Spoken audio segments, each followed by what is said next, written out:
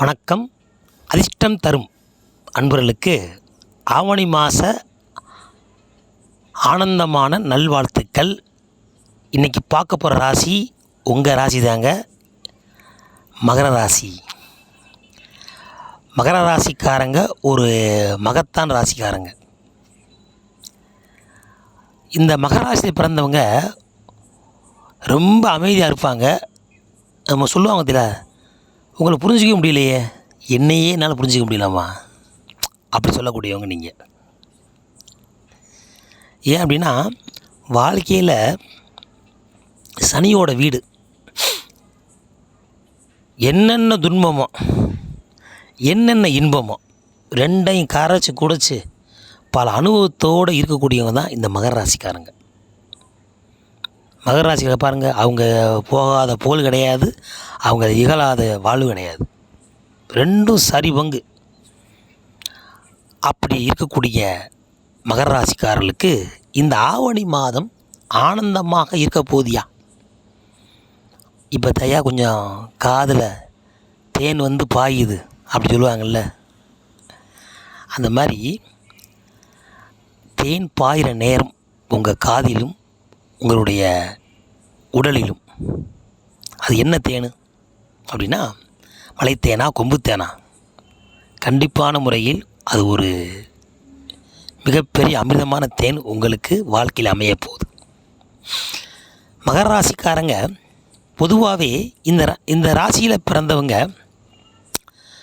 உத்திரா நட்சத்திரம், திருவோண நட்சத்திரம், அவிட்ட நட்சத்திரத்தில் பிறந்திருப்பீங்க. ஒரு நட்சத்திரத்துக்கு தகுந்த மாதிரி குணங்கள் மாறலாம், வைக்கலாம். இது பொதுவான பலன். இந்த மகர ராசிக்காரர்களுக்கு இப்போ சனி பகவான் கும்பத்தில் வக்கரப்பட்டு ஜென்மமாக இருந்து உங்களுக்கு பாச்சனியாக போய்கிட்டு இருக்கிறாரு. இருந்தாலும் சனி பகவான் வீடாக இருக்கிறதுனால இந்த 7 சனியில் போராட்டங்கள், ஏகப்பட்ட பிரச்சனைகள், ஏகப்பட்ட சந்திச்சு வந்திருப்பீங்க. ஏன் நிறையா தவறான முடிவுகளும் போயிட்டு வந்திருப்பீங்க, எல்லையை போய் தொட்டு வந்திருப்பீங்க. அப்படிப்பட்ட ராசி உங்கள் மகர ராசி. ஏன் அப்படின்னா, இது மகர ராசிக்காரங்க ஒரு கர்ம வீடு, அதாவது 10ஆம் வீடு காலதேவன் வீட்டில். அப்போ 10ஆம் வீடு தொழில்காரன், நல்ல உழைப்பாளி. நீங்கள் எப்பப்போ உழைக்கிறீங்களோ உங்களுக்கு பணத்துக்கு பஞ்சமே வராது. ஆனால் எப்பப்போ சோம்பேறித்தனமாக இருக்கீங்களோ உங்களுக்கு வறுமை உங்களை ஒட்டியே வரும். இப்போ மகராசி என்ன செய்யணும்? சுறுசுறுப்பாக தான் இருக்கணும். ஏன்னா இந்த நட்சத்திரம் அதிகம் பாருங்கள், சூரியன், சந்திரன், செவ்வாய். சூரியன் வேகமான கிரகம்தான், மாதக்கோள். சந்திரன் 2 நாள் மாறுவார், ஸ்பீடு, அவரோட ஸ்பீடு. அதை விட அவிட்டம் சொல்ல வேணும், அந்தளவுக்கு இருக்குது. அப்போ இந்த சூரியன், சந்திரன், செவ்வாய் நட்சத்திர சாரம் பெற்றவங்க எப்படி இருக்கணும்? சுறுசுறுப்பாக இருந்தால் உங்களுக்கு வாழ்க்கையில் பணத்துக்கு பஞ்சமே கிடையாதுங்க. இது உங்கள் தாரக மந்திரம். சுறுசுறுப்பு, வேலை, இந்த ஓய்வு இல்லாத இருக்க அதுக்காக ஓய்வு இல்லாமல் இரவு விளாக சொல்லலை. அந்த 8 மணி நேரம் ரூட்டி கண்ணை கட்டிட்டு உழவாருங்க. அதுக்கு எதுக்குமே இடம் கொடுக்காதீங்க, பந்த வாசம் உணர்ச்சி எதுக்கு கொடுக்காதீங்க. உங்களுக்கு வாழ்க்கையில் வெற்றி கிடைக்கும். அதனால தான் அந்த வெற்றிக்கு அதிபதியாக இருக்கக்கூடிய செவ்வாய், மேசலத்தில் உங்கள் செவ்வாய் இந்த மகர ராசியில் போய் உச்சம் பெறுறாரு. ஏன் அப்படின்னா, இங்கே எதிரி வீட்டில் நம்ம இருந்தால் தான், எதிரி இருந்தால் தான் ஜெயிக்க முடியும். எதிரியே இல்லைன்னா எப்படிங்க இருக்கும்? ஒரு டீம் 2 விளையாடுது, ஒரு 250 ரன் அடிச்சிட்டாரு, 251 அடித்தா அடுத்த கப்பு வாங்க முடியும். அப்போ ஒருத்தனை அடித்து அதை மேலே வரணும்ல, அந்த ஒரு ரன்னு தான், அதுதான் நீங்கள். அப்போ இந்த ஆவணி மாதம் உங்களுக்கு எப்படி இருக்குன்னா, இந்த கோச்சாரப்படி இருக்கக்கூடிய கிரகங்கள அமைப்புப்படி உங்கள் ராசிக்கு மிக மிக அற்புதமாகவும் ஆனந்தமாகவும் இருக்குது. அதுக்கு தான் இந்த தொகுப்பு எடுத்து உங்களுக்கு போட்டிருக்கோம். ஏன்னா ரொம்ப துவண்டு ரொம்ப மனவேதனையும் இருந்துக்கிட்டு இருக்கீங்க. ஏழரை சனியில் வேறு என்னையா சனி வீடுன்னு சொன்னாங்க, பாதிக்கான்னு சொன்னாங்க. எங்களை தான் ரொம்ப பாடாப்படுத்திட்டாரியா. என்ன காரணம்னா சனியோட வீடு அதுவது. தான் சுத்தமாக தான் மற்றவங்க குறை சொல்ல முடியும். ஒரு ஆள் ஒரு வீட்டில் போய் பார்க்குறாங்க, ஒரு அம்மா என்ன அடுப்பு சுத்தமாக வச்சுருக்க அப்படின்னா அந்த அம்மா வீட்டில் சுத்தமாக வச்சுருக்கணும். அப்போ தான் அவங்க குறை சொல்லணும். அப்போ அவங்க சுத்தமாக இருந்தால் தான் உங்களை குறை சொல்ல தகுதியானவங்க. அப்போ அவர் எப்படி இருப்பார்? தன்னுடைய வீடை சுத்தம் பண்ணுறதுல ரொம்ப கவனமாக இருப்பார். யார்? சனி பகவான். அப்போ உங்களை மற்றவங்க ஒரு தவணை 2 தடவை துவைப்பார். உண்மை தானே? மற்றவங்க ஒரு துவைச்சி போகிறோம், உங்களை 2 தடவை துவைப்பார். துவைச்சி புழிஞ்சு அயன் பண்ணி போட்ட பிறகு தான் உங்களுக்கு அற்புதமான ஆனந்தமான வாழ்க்கையும் அதிர்ஷ்டமான உங்களுக்கு நேரமும் அமையும். அப்படிப்பட்ட சனி பகவான் உங்களுடைய ராசி நாயகனே அவர் தான். இந்த ஆவணி மாதத்தில் உங்களுக்கு கண்டிப்பான முறையில் ஒரு புதிய இடத்தில் ஒரு கம்பெனியிலேயோ இல்லை ஒரு இடம் மாற்றத்திலேயோ அதிர்ஷ்டம் காத்து கொண்டு இருக்கின்றது. சும்மா இருக்கிறவங்களுக்கு இந்த ஆவணி மாதம் ஏதோ ஒரு பலன் கொடுத்தே தீரணும். ஒரு நல்ல சம்பள உயர்வு, ஒரு கம்பெனிலேருந்து கம்பெனி மாறுறது, தொழில்கள் மாறுறது, ஏதோ ஒன்று. ஆனால் சூட்சும ரகசியம் தெரிஞ்சுக்குங்க, உங்கள் ராசிப்படி எதையுமே நீங்கள் தன்னிச்சையாக செய்ய வேண்டாம். பட் 2ஆம் இடத்துல தான் நீங்கள் இருக்கணும் எப்பயுமே. அப்போனா நீங்கள் முதலிடத்தை எப்பயுமே இருப்பீங்க. எப்படின்னா அடிமை தொழிலாக தான் நீங்கள் இருக்கணும். எங்கே இருந்தாலும் சரி. உங்களுக்கு போஸ்டிங் கொடுக்குறாங்க, ஒரு தலைவர் போஸ்டிங் கொடுக்க வேணாம், வாங்கிடாதீங்க. பொருளாளர் வாங்கிறாதீங்க, நீங்கள் செயலாளர் பதவி வாங்க, ஒரு ஆலோசனை வாங்க. இப்படி இணை செயலாளர் அப்படி துணையோடு போங்க. உங்களுக்கும் வெற்றி கிடைக்கும், அந்த இடத்துக்கும் வெற்றி கிடைக்கும். அப்போ உங்களை பொறுத்த வரைக்கும் உங்களுடைய கதாநாயகன் யாருன்னா சுக்கிரன். சுகத்துக்கு அது சுக்கிரன். அப்போ சுக்கிரன் யார்? அம்மா, மனைவி சந்தோஷமாக வச்சுக்குங்க, கண்கலமாக வச்சுக்குங்க. உங்களுக்கு காசு தனியாக வந்து விழுவும், போதும் சொல்கிற விழுவும். என்ன டைம் கிடைக்காது உங்களுக்கு. ஏன்னா மனைவி தான் மிகப்பெரிய சொத்து. யார்? மகர ராசிக்காரங்களுக்கு. துருவ நட்சத்திரம் 4 பாதம் கொண்டது அது. மனைவியை நல்லா வச்சுக்கோங்க, சூப்பராக இருப்பீங்க. 7 சனியில் அவங்களால ஏகப்பட்ட துன்பம் இருக்கும். துன்பத்தை கொடுக்குறவங்க தான் இன்பத்தை கொடுக்க முடியும். அவங்களால தான் இன்றைக்கி நீ சொல்லுவீங்க, அவங்களால தான் அந்த பாடுபட்டேன், ஆனால் அவங்களால தான் முன்னேறுவீங்க. ஏன்னா உங்களுடைய கதாநாயகன் சனி பகவான், அவருக்கு குரு சம்பந்தப்பட்ட வழி யாருன்னா சுக்கிரன். அப்போ மனைவியை குரு ஸ்தானத்தில் வச்சு பார்க்கணும். அப்போ எப்படி மரியாதை வச்சுக்கணும் பார்த்துக்குங்க. ஒரு சொத்து நீங்கள் வாங்குறீங்களா, உங்கள் மனைவி பேரில் வாங்குங்க. ஒரு பைனான்ஸ் பண்ணுறீங்களா, மனைவியில் பைனான்ஸ் பண்ணுங்கள். ஒரு கார் வாங்கலாம், மனைவியில் கார் வாங்குங்க. ஒரு இடம் வாங்கிப்போல, மனைவியில் இடம் விளைஞ்சிக்கிட்டே இருக்குங்க.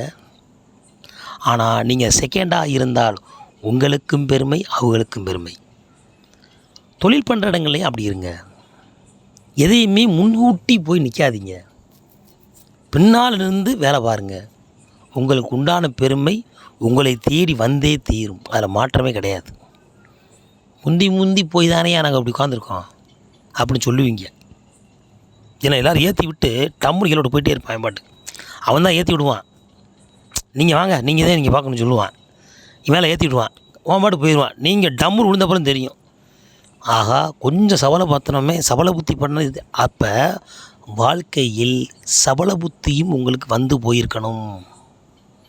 அது பெண்களாலோ நண்பர்களாவோ இல்லை ஏதோ தொடர்புகளால் சபலங்கிறதுங்க எல்லா விஷயம் சொல்லலாம். ஒரு லாட்சீட்டு மோகம், பெண்களுடைய மோகம், இடம் வாங்கி போடுறது, இந்த வேலை பார்க்காமையே கமிஷன் பார்க்குறது, இதெல்லாம் சபலம்னு.